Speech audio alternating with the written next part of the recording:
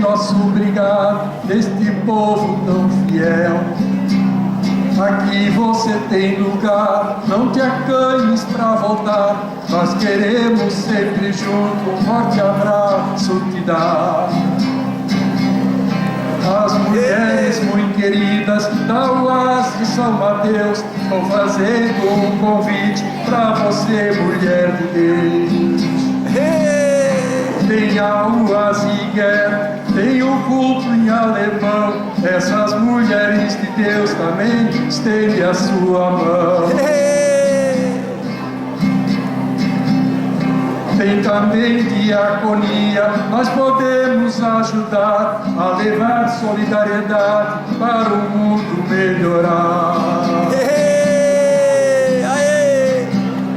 Para toda a criançada, aqui também tem lugar. Tem o culto infantil, a palavra ensinar. Valeu! Tem coral infantil, traz seu filho aqui. Ele vai cantar louvores até nosso Deus sorrir. Os homens desta paróquia também querem convidar homens que estão procurando um lugar para congregar. Tem um grupo das mulheres, quero ver você também, orar por nossas famílias e por ter plano de Deus. Aê! Aqui tem um curso alfa, você pode então chegar, e há espaço para você nova amizade formar. Temos aqui estudo bíblico, eu quero lhe convidar a participar conosco e a palavra estudar.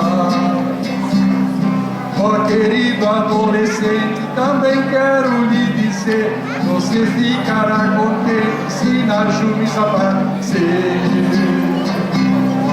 Aos jovens de mais idade, a GESMA quer convidar para todo sábado à noite a Jesus poder louvar.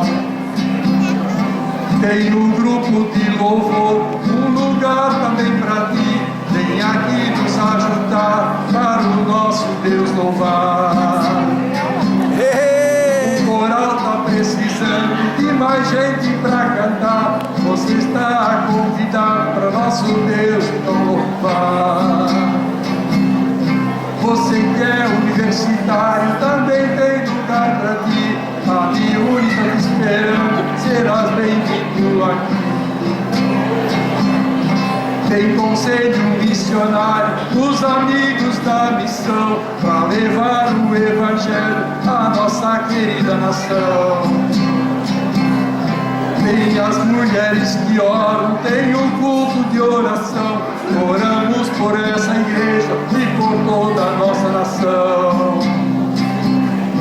Tem os cultos aos domingos, vem aqui ter comunhão. Tem palavra e adoração para Jesus, Filho querido, que nos dá a salvação.